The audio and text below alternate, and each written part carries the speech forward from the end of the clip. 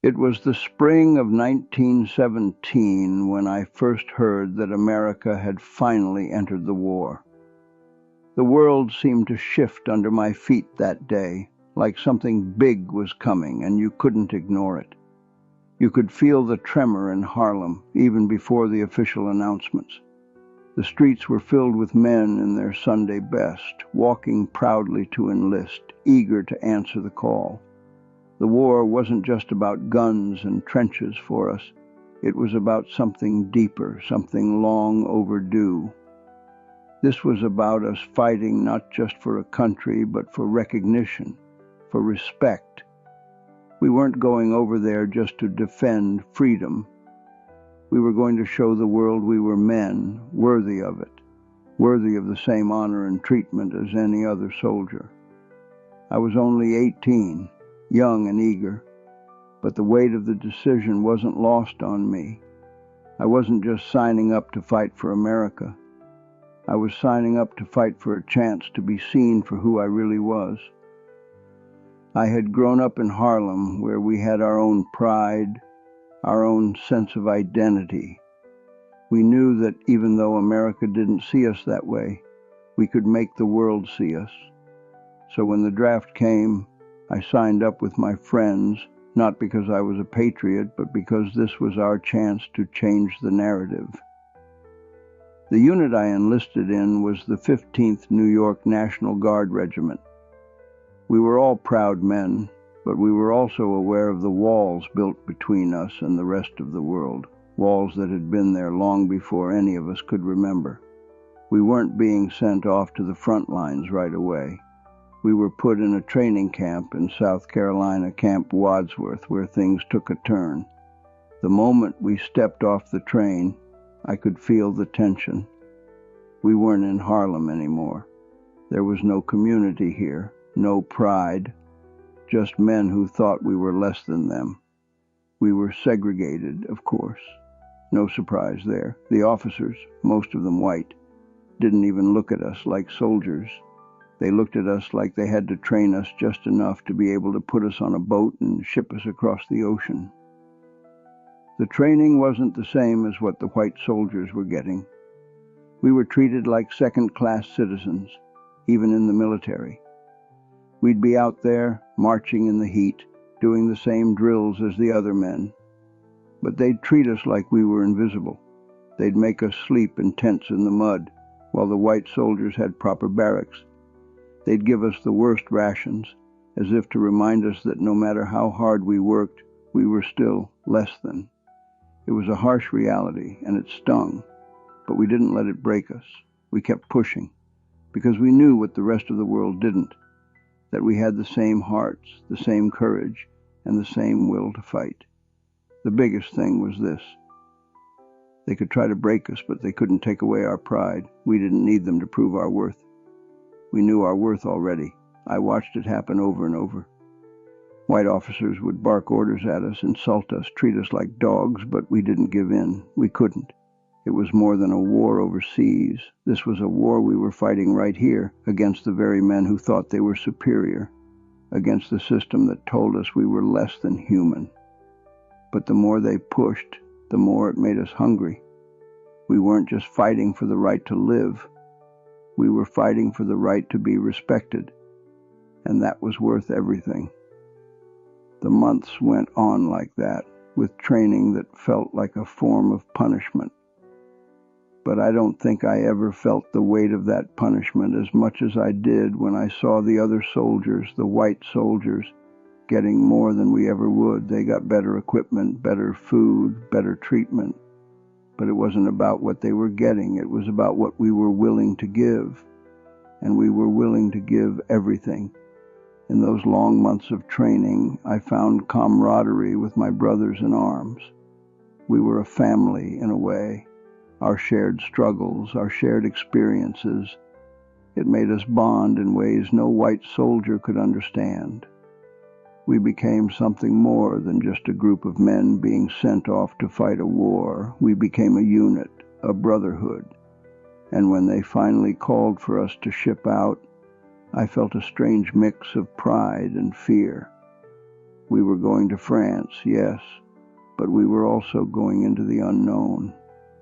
We were going to fight not just a war with Germany, but a war with America's own deep-seated racism. It was a strange feeling, knowing that we were fighting for a country that wouldn't even treat us like full men. But we didn't care. We were going to fight anyway because we had something to prove, not just to America, but to the world, that no matter how much they tried to hold us down, we would rise. And when we came back, they would have no choice but to see us. By the time we sailed from New York in December 1917, I was a mix of excitement and dread. It felt like a new chapter, but the weight of what was waiting for us, what always seemed to be waiting for us, was never far from my mind. The Atlantic stretched out in front of us, endless and dark. I looked at the other men around me, trying to find solace in their eyes, trying to hold on to the pride we had left. This wasn't just any journey. This was our chance to prove ourselves. But what exactly we would prove, that was something I wasn't sure of yet. We spent weeks on that ship, the air thick with the stench of salt water and fear. It was a strange feeling, knowing that we were headed toward the violence of war, but also toward something else, toward a place that seemed to see us differently. France.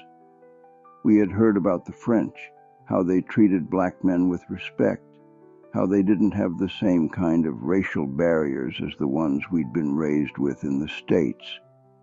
Some of us were hopeful. Some of us were skeptical. We knew what we'd faced at home, and we didn't know if France would really be any different. When we finally landed on the shores of France, reality hit hard. We expected a hero's welcome, but what we found was a cold shoulder. The Americans, led by men who had no idea how to treat us, gave us nothing but menial tasks. We weren't sent to fight the enemy.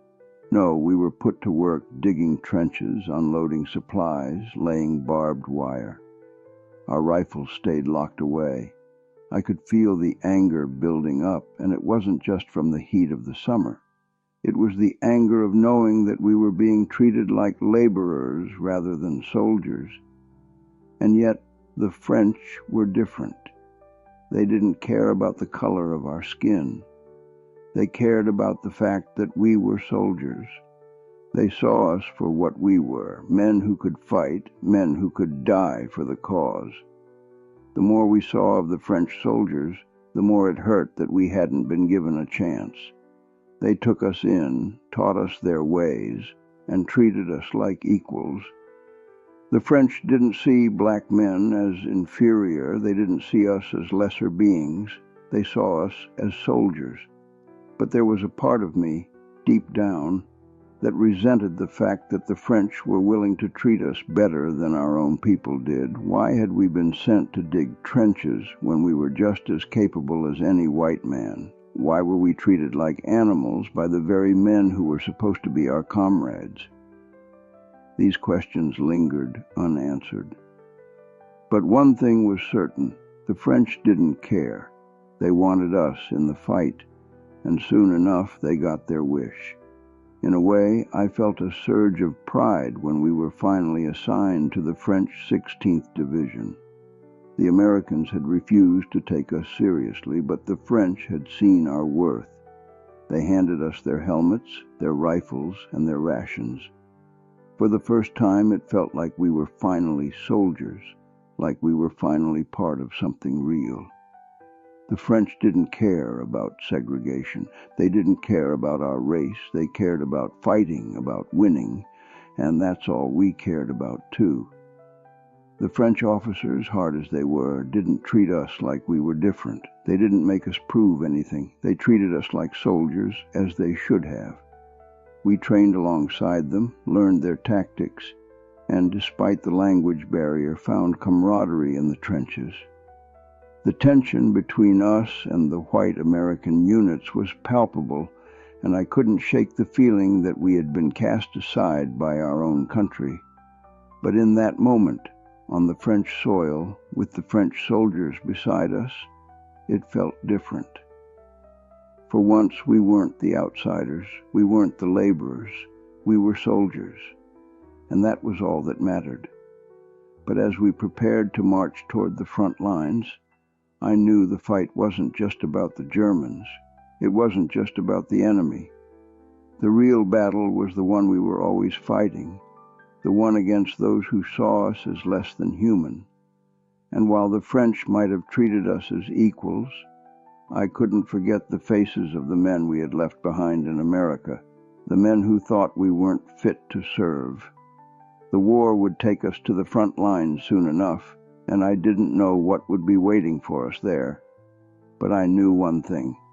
When we got there, we would show them what it meant to fight. We would show the world that no matter what they thought of us, we were men, and we would bleed, fight, and die as men. The war might be raging on across Europe, but it was raging in our hearts as well. This wasn't just about combat, this was about survival, about proving that we too had a place on the front lines of history. By March 1918, the tension had reached a boiling point. After months of waiting, months of being treated like second-class soldiers, we were finally given the opportunity to prove ourselves. The French were kind enough, or maybe desperate enough, to send us into the fight, and when the call came, we answered it with everything we had. The 369th Infantry was officially assigned to the French 16th Division. I remember that day like it was yesterday. The French officers handed us their helmets, rifles, and ration kits. They didn't look at us with suspicion. They didn't ask us if we were ready. They just gave us the tools to do the job, and that was all we needed. For the first time, it felt like we were really soldiers, not just men stuck in a foreign land doing the dirty work. They didn't care about our race. They cared about our willingness to fight. And I think that made all the difference. There was something different about being with the French. They didn't see color.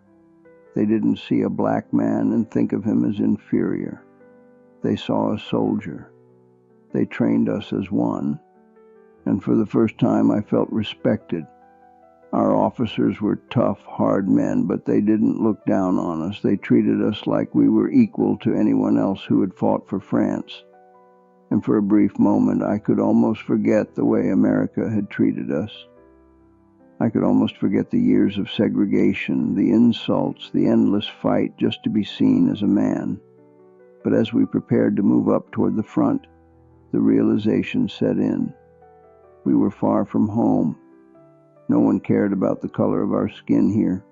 All they cared about was if we could fight. And in that moment, I understood that this was what it was all about. The front lines didn't care about our race. The front lines didn't care about anything except survival. And we were about to find out if we could survive.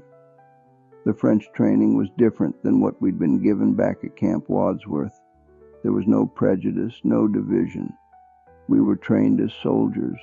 Our French comrades treated us with a level of respect that, frankly, we had never received back home. I watched as we grew stronger, as we learned the tactics, the language, the ways of war. But there was something in the back of my mind that told me it wasn't enough. No matter how much we trained, no matter how much we fought, we'd still be seen as lesser when we returned home. It was hard to forget. The American military didn't want us in combat, and when we returned to the States, I knew we'd be fighting just as hard for respect as we were on the battlefield. As we neared the front, I could feel the pressure building. This wasn't just about war, it was about our very humanity. We had been relegated to the background for so long, overlooked and dismissed. But now, finally, we were going to be right where we belonged, at the forefront of the fight. The French saw us for what we were, soldiers. But how would the world see us when the war was over? Would they acknowledge our sacrifice, or would we simply be forgotten? The first time I set foot on the battlefield, I felt a surge of emotion. I didn't know if it was fear or excitement, but something inside of me clicked. I wasn't just fighting for my life. I was fighting for something more, something bigger than myself. I was fighting for my brothers in arms and for the dignity that had been denied to us for so long. I had nothing to prove to the French, but when the war was over, I had everything to prove to America. And so we marched forward. Our rifles felt heavier than I ever imagined they would, but there was a certain rhythm to it. The French soldiers, those who had fought so long in the trenches, showed us the ropes. We were an untested force, but they welcomed us. The language barrier was real, but it didn't matter. We understood each other in ways that transcended words. We understood the brutality of war, the camaraderie of soldiers, the brotherhood that would define us through the darkest days ahead. For the first time in a long while, I felt like I had a purpose. We weren't just there to prove ourselves to America. We were there to fight, to bleed, to give everything for a cause bigger than ourselves. And for once, no one cared who we were when we weren't wearing a uniform. All they cared about was what we could do on that battlefield. The first time I saw real combat, it was like nothing I could have imagined. The rumors about the war, about the horrors, had been whispered around the campfires, but no words could prepare me for what we would face. We were still fresh on the front lines when we were assigned to hold a line near the Ain River in May 1918. I'll never forget the air that day, the way it hung heavy with the weight of impending violence. It felt like the earth itself was holding its breath, waiting. The moment the bombardment started, everything changed. Shells screamed overhead, shaking the ground beneath us. There was no time for fear, no time to think. We had been trained to expect the worst, but nothing could have prepared us for the chaos that unfolded. Explosions tore through the earth, sending plumes of smoke into the air. The sky filled with the shrieking of artillery and the deafening sound of machine gun fire. And then, just like that, the ground trembled again, and I was part of something much bigger than myself. I remember the sound of the rifles, the staccato of gunfire cutting through the air like the very breath of the war itself. I don't remember if it was my rifle or someone else's, but I remember the weight of it in my hands, the fire in my chest. Everything felt unreal, like a dream. The men around me, black men who had been ignored for so long, were now fighting side by side with the French, our rifles steady, our resolve unshaken. For the first time, we felt like we were where we belonged. But that was before the Germans decided to launch a raid. They came at us in the dead of night, German raiders slipping through the darkness like ghosts. They attacked with a ferocity I had never seen before. It was chaos. Our position was overrun. But then something happened, something that would come to define us. Private Henry Johnson and Private Needham Roberts, two of the bravest men I ever knew, fought off a German raiding party on their own. They held them off long enough for us to regroup, and even though they were wounded, they fought like lions, like they had nothing to lose. Henry, despite his wounds, refused to fall back. He fought tooth and nail to hold the line. Needham Roberts, who had always been quiet and humble, suddenly became a force of nature. They weren't just defending a trench anymore. They were defending each other, and they were defending the honor of every man who had ever been told they weren't good enough. They saved us that night, and though the French would honor them later with the Croix de Guerre, the Americans didn't give them a second thought. That's the story of our fight in this war. We were warriors in every sense of the word, but the country we fought for wouldn't recognize it. They'd give medals to men who hadn't seen a minute of the real battle, but they couldn't even acknowledge the sacrifices we made. Still, Henry and Needham didn't care. They fought because that's what we were born to do, to prove that we were as capable as any man, regardless of the color of our skin. And so the fight continued. We held that line, bloodied but unbowed, because we knew that this wasn't just about one battle. This was about our place in history. Every bullet we fired, every inch we gained, was a testament to the men we were and the men we had always been, even if America didn't want to see it. The war didn't stop for us to mourn our losses. We fought on, not because we were angry, but because we had something to prove. For the first time, I could feel the weight of the war. Not just in my body, not just in the trenches, but in my soul. This was a baptism in blood, a moment that would change us forever. We weren't just fighting for survival. We were fighting for the very right to be recognized.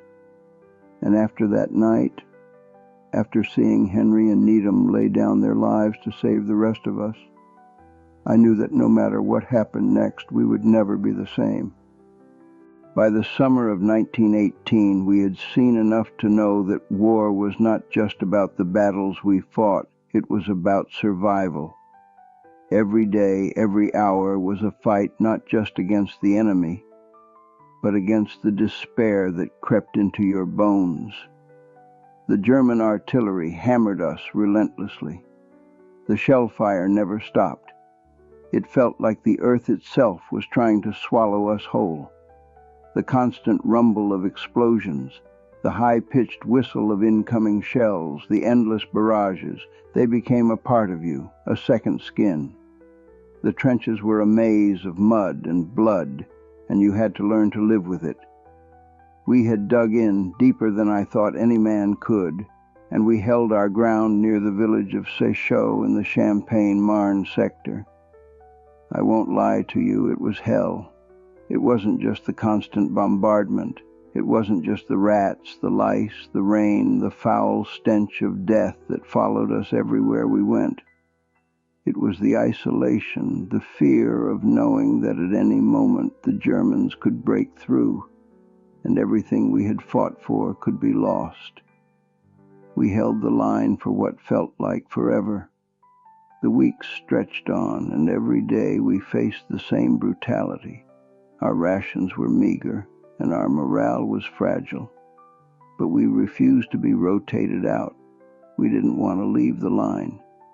There was something about holding that ground that made you feel like you were part of something larger. We had earned our place in the trenches, and we weren't going to abandon it, no matter how bad it got. As the days wore on, we began to see the shift in how the French soldiers looked at us. They had always treated us with respect, but now there was something else, something deeper. They started calling us les hommes de bronze, the bronze men. It was an honor, to be sure, but it also weighed heavily on us. We weren't just holding the line for ourselves now. We were holding it for the French, for the whole of humanity. We couldn't afford to fail, and we wouldn't.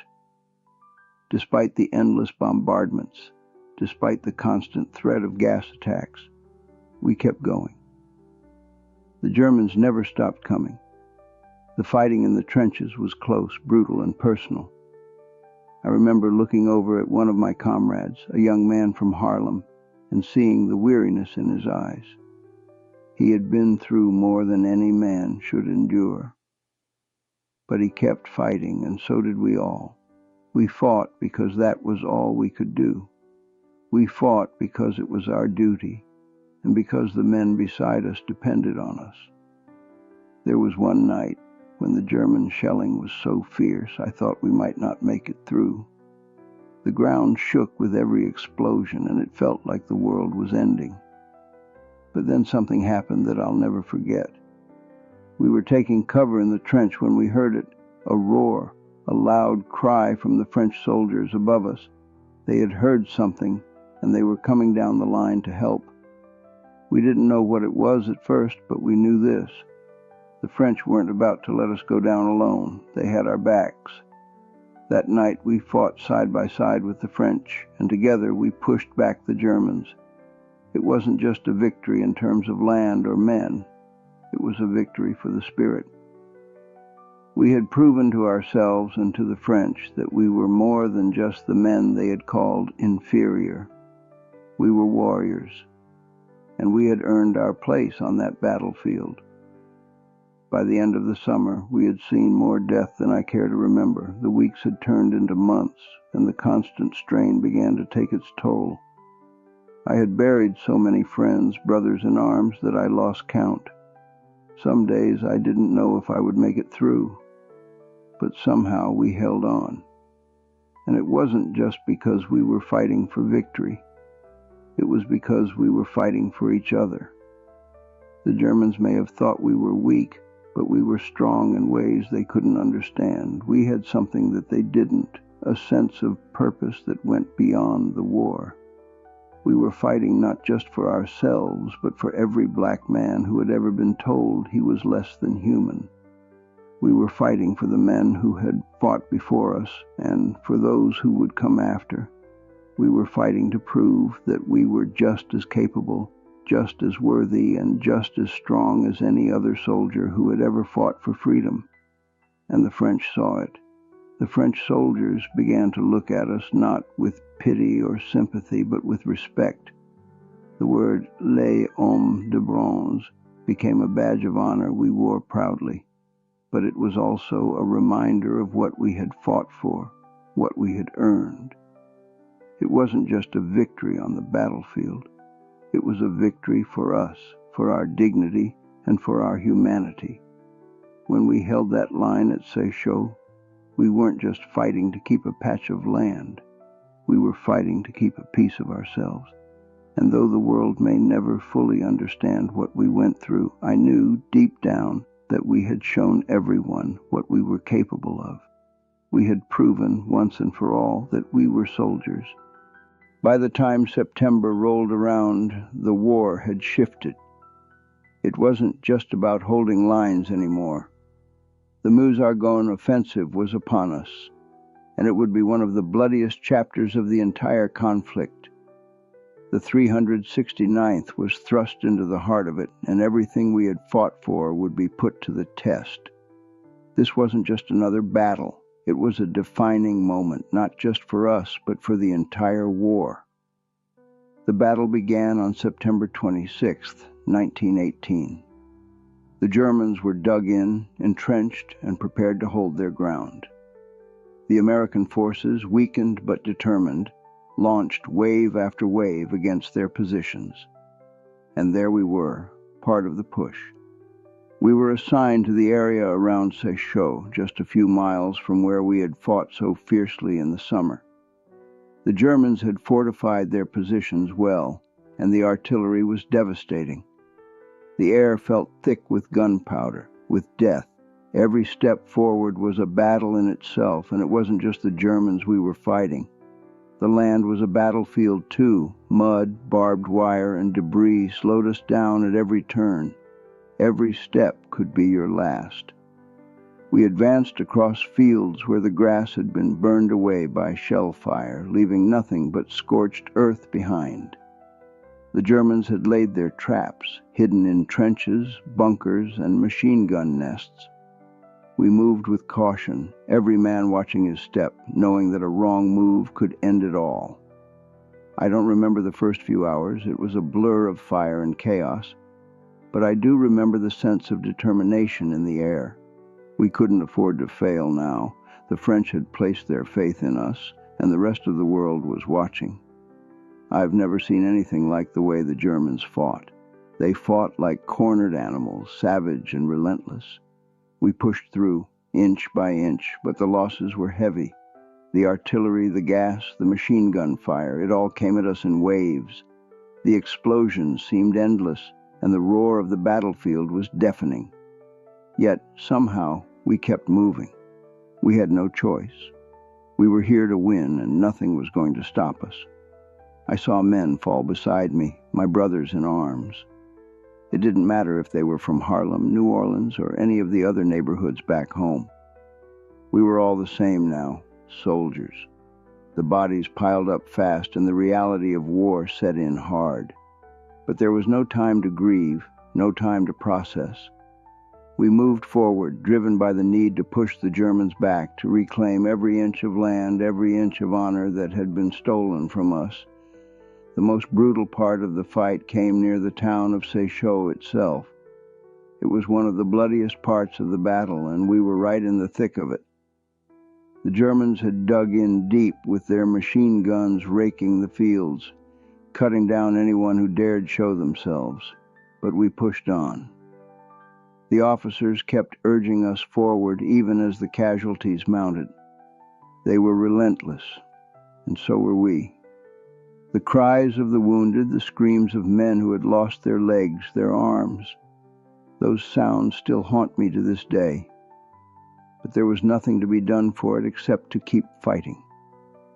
On October 1st, after days of unrelenting combat, we captured the town of Seychaux. It wasn't just a victory, it was a statement. We had proven, once and for all, that we could stand on the front lines and take what was ours. The 369th had advanced further than any other American unit. We had pushed deeper into enemy territory, fought through hell itself, and come out on the other side. But it came at a terrible cost. Nearly a third of our men were lost in that battle. The casualties were staggering, and for what? A piece of land, a town, a symbol of victory. I remember looking around, seeing the faces of the men who had survived. Some were covered in mud, some in blood, but all of us were marked. We had paid the price, and we had done it without asking for anything in return. No one back home knew what we had been through, and I wondered, as I looked at the wreckage of the battlefield, if they would ever understand. The French were there, of course. They celebrated our victory with us, saluting our bravery, our sacrifice. But even as they patted us on the back, I couldn't help but think of the men back home, the ones who had thought we weren't fit for combat, the ones who had believed we were inferior. And I wondered if they could see us now, standing proud on foreign soil, having fought as hard as any soldier in this war. Could they see what we had done? Could they see the men we had become? When the battle was over, there was no time to rest. There was no celebration. We had captured Seychaux, but the war wasn't over yet. The next battle was already waiting for us. But in the quiet moments between the fighting, when we rested our weary bodies, I couldn't help but think of how far we had come. We had been given nothing, and yet we had taken everything. By the time October came around, the war was nearing its end, but for us there was no sense of victory in sight. What we had gained, we had paid for in blood. The losses we suffered were more than I can put into words. Every day we buried men we had fought beside, men who had become brothers. They were the ones who wouldn't make it out of the carnage, the ones who wouldn't get to see the end of the war, the ones who wouldn't get to feel the pride of returning home a hero. It was hard to grasp how much we had given. In the midst of all the gunfire, the artillery, and the smoke of the battlefield, it was easy to lose track of the human cost. You get used to it. You get used to seeing men you fought alongside one day and then seeing their bodies the next. You don't think about it at the time. You just keep going because you know you have to. But once the fighting slowed and the dust settled, the full weight of it all came crashing down. Our unit had taken almost 1,500 casualties by the end of October, more than any other American regiment. The numbers were staggering, and it didn't matter how many medals we earned, how many times we were hailed as heroes. The losses we had suffered were irreplaceable. The faces of the men who had fallen still haunted my dreams, and I began to wonder if any of us would ever feel truly whole again. The glory we had gained on the battlefield was tainted by the grief we carried in our hearts. I remember one particular night when we were resting after a particularly brutal push. The stars were barely visible through the smoke in the air, and I sat on the edge of a trench, staring out at the horizon. I could hear the low hum of the camp around me, men talking softly, others writing letters to their families. Some were cleaning their rifles, others trying to get a few moments of sleep. But all I could think about was the faces of the fallen. I could still hear their voices, still see them laughing and joking just days before the fighting had taken them. One of those men was Sergeant Willie Howard. He had been with me from the start, always there with a smile or a word of encouragement when I needed it. He was the kind of man who always seemed to know what to do in a crisis, who could make you laugh when you thought there was nothing left to laugh about. But one night, during a raid, he didn't come back. The German artillery had found its mark, and Willie was one of the unlucky ones. I remember looking at his body lying in the mud, thinking that it didn't seem real. He couldn't be gone, not Willie, not the man who had always kept us going. I buried him myself. The men who survived were too numb to even look at the graves. I didn't know if I was burying a brother, a friend, or a part of myself, but there was no time to grieve properly. The war didn't give us that luxury. We had to keep moving. We had to keep fighting. But in those quiet moments when the gunfire was distant and the shelling had subsided, I couldn't stop thinking about what we had lost. The names of the men who had died echoed in my mind. The faces, the voices, gone, just like that. And I began to wonder, with all the fighting, with all the sacrifice, whether America would ever truly recognize what we had done. Would they acknowledge our courage? Would they acknowledge the price we had paid? I thought of the medals we had earned, the Croix de Guerre, the unit citations, the praise from the French. But I knew that back home it wouldn't matter. When we returned, we'd be expected to return to the same lives we had left. We'd be called heroes for a day, but then forgotten. Our sacrifices would fade, overshadowed by the racism that still ran through every corner of American society. They had sent us to fight, but they hadn't sent us to be equals. And I began to wonder if any of us would ever get the recognition we deserved. As the days passed, I buried more men. The grief was unbearable, but there was no time to stop. No time to question why we had been sent to fight in a war that seemed to change nothing for us. We fought because it was what we had been trained to do, because it was our duty, because we had no choice. But as I stood over the graves of my brothers, I began to question whether America would ever see us for what we truly were. Soldiers, men who had fought, bled, and died for a country that barely recognized us. We kept going, because that's what soldiers do.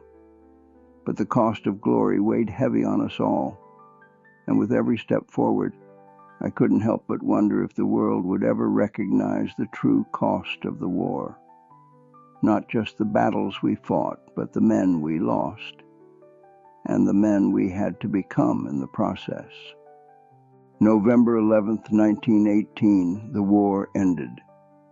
The guns fell silent, and for the first time in over a year, the earth stopped shaking.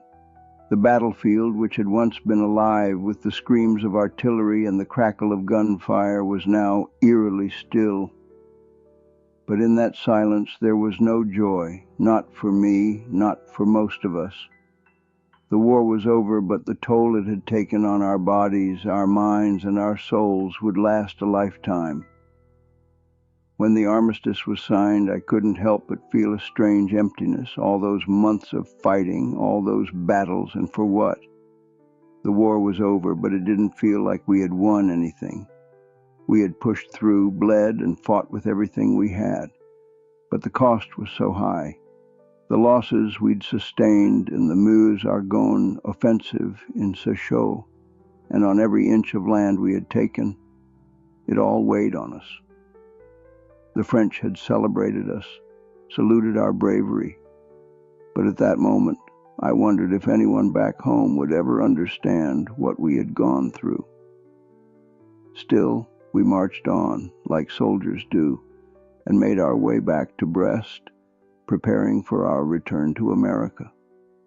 It was supposed to be a triumphant march, a celebration of the victory we had earned. But in my heart, there was no triumph.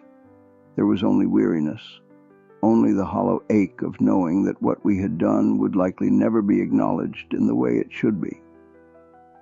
The French recognized us, that much was clear. They had given us medals, 171 Croix de Guerre, and numerous other honors. The entire regiment was awarded a unit citation. But what about America? What would they say when we got home?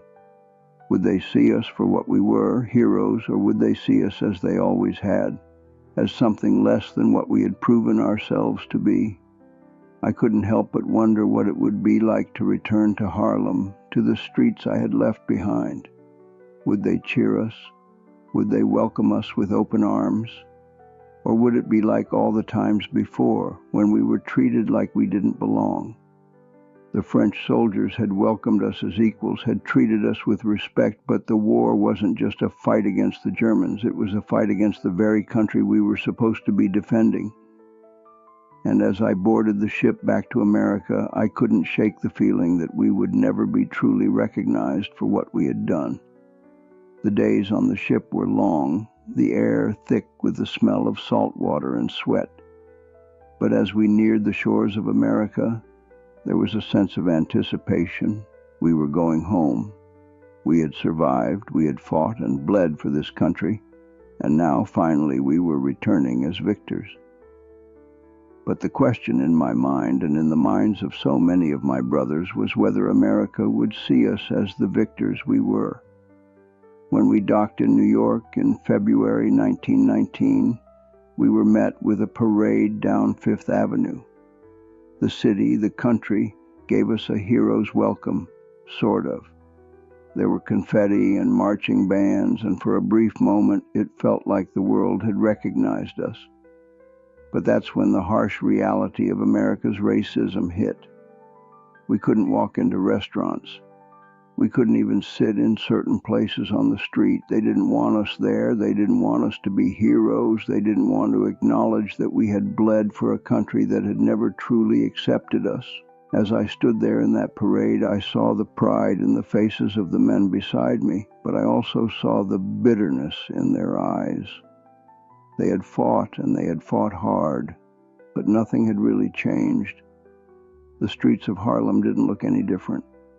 The prejudice didn't look any different. We were home, but we were still fighting the same fight we had left behind. The Red Summer of 1919 followed soon after. Riots, violence, and racial hatred that spread across the country. Cities like Chicago and Washington, D.C. erupted in flames as black men and women were attacked, their homes destroyed. The war hadn't ended the violence. It hadn't ended the racism. And I couldn't help but feel like our sacrifice had been in vain. We had fought for this country. We had risked everything. And yet, we were still treated like less than men.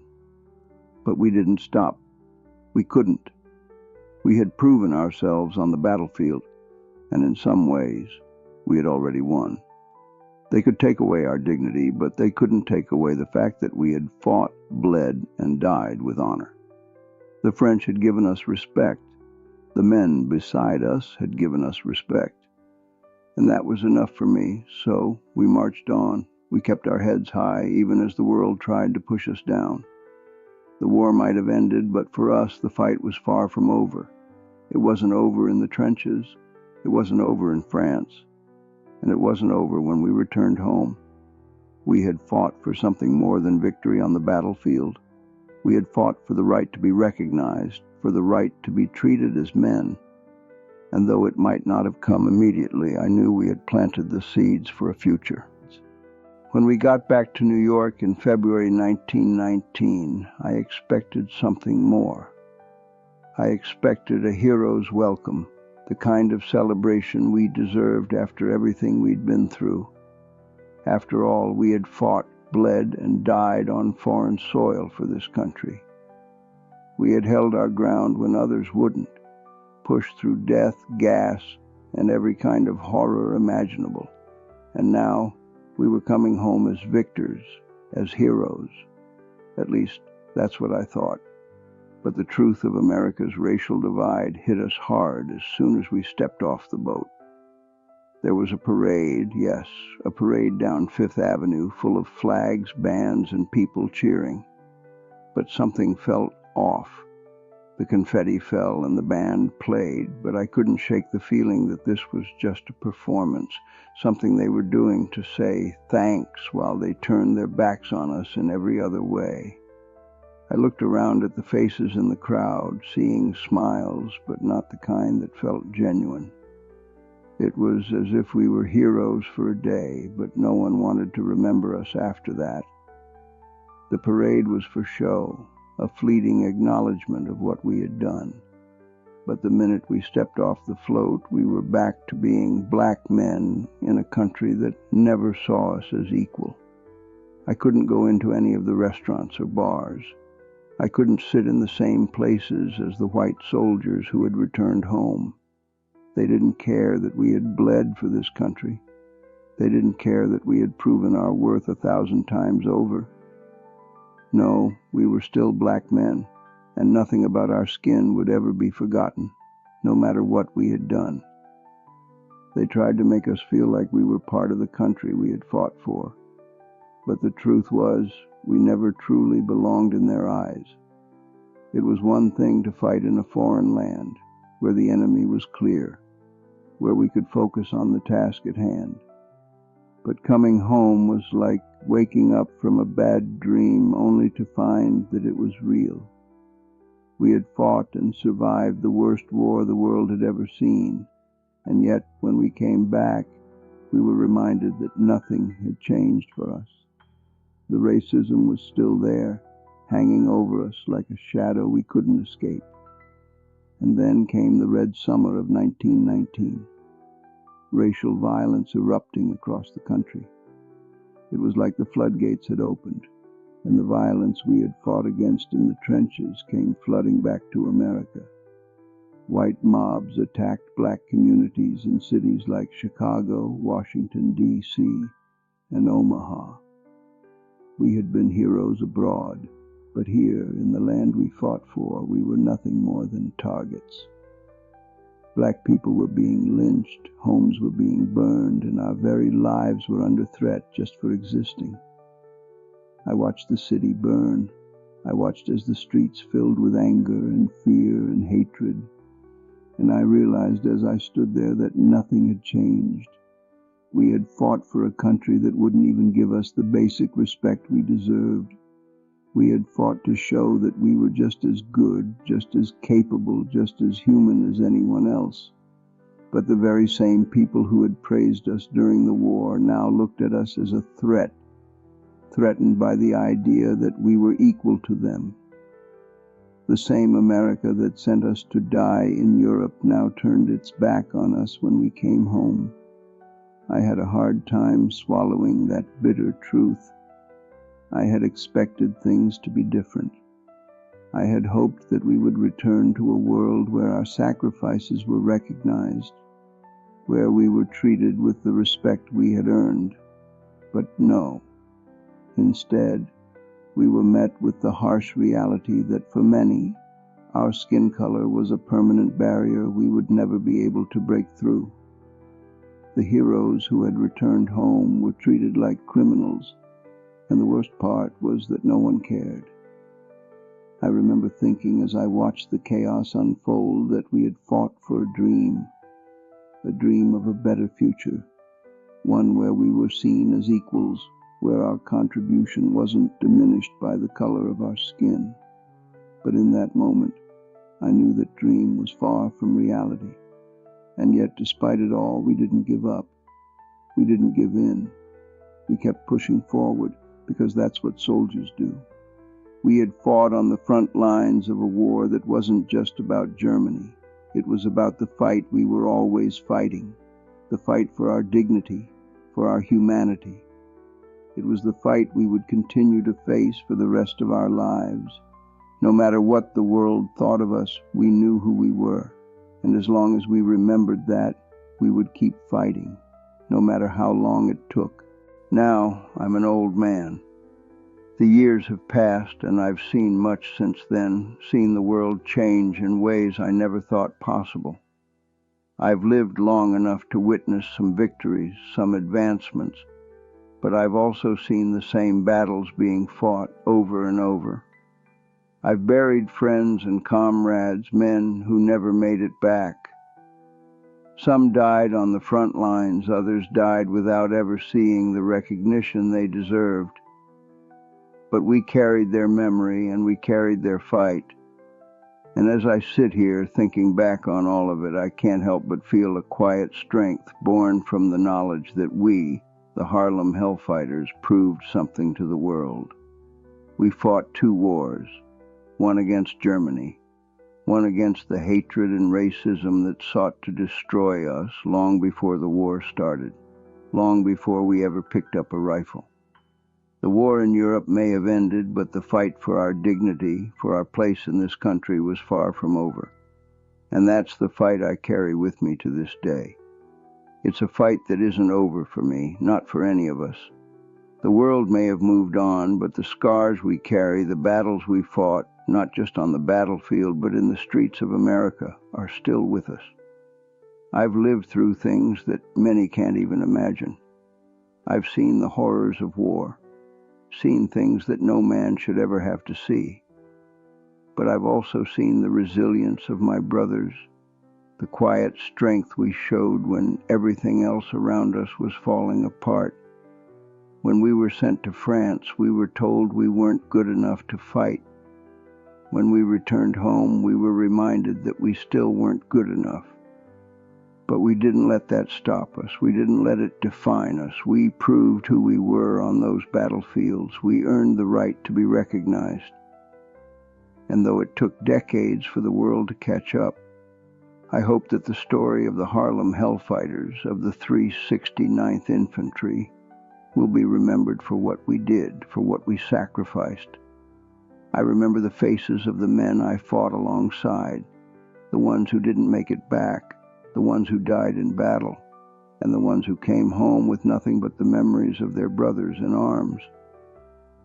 We never got the recognition we deserved, and even now, decades later, I wonder if the world will ever truly understand what we went through. But that's not what matters now. What matters is that we did what we had to do. We fought because it was right. We fought because, despite the odds, we had something to prove. And in the end, we proved it. I hope that my story and the stories of all the men who fought, bled, and died for a country that never fully accepted them will be passed down. I hope that the world never forgets the price we paid and the strength we showed in the face of all that adversity. The war didn't end racism. It didn't change everything we fought for, but it proved that we, black men, could and would stand side by side with any soldier, fight as fiercely as any man, and that we would not be broken by the world's hatred. As I sit here, I can't help but think of all the ways the world has changed and all the ways it hasn't. I look at the younger generation and I see the fight still in them, the fire that we passed down. It's not the same fight we faced in France, but it's a fight that is still necessary. I see them standing up for justice, for equality, for a world where we are all treated with respect, where no one is denied their humanity. And I take pride in knowing that we helped lay the foundation for that future. But there's more to be done, more that can be achieved. It's not enough to win the battles. We need to win the peace too. So when I look back on all those years, all those battles, I think of my brothers, of Henry Johnson, of Needham Roberts, of Sergeant Willie Howard and all the others who didn't make it home. I think of the faces of the men who survived and of the pride in their eyes, the quiet strength in the way they carried themselves. We fought and we survived, and that's what matters. We were more than what America thought of us. We were more than the world ever expected, and if I could give one last message to the young men and women fighting today, it would be this: never stop. The world may not always see you, may not always respect you, but your worth is undeniable. And it is your fight, your strength, that will make the difference in the end. Keep fighting, because the future belongs to those who never stop pushing forward.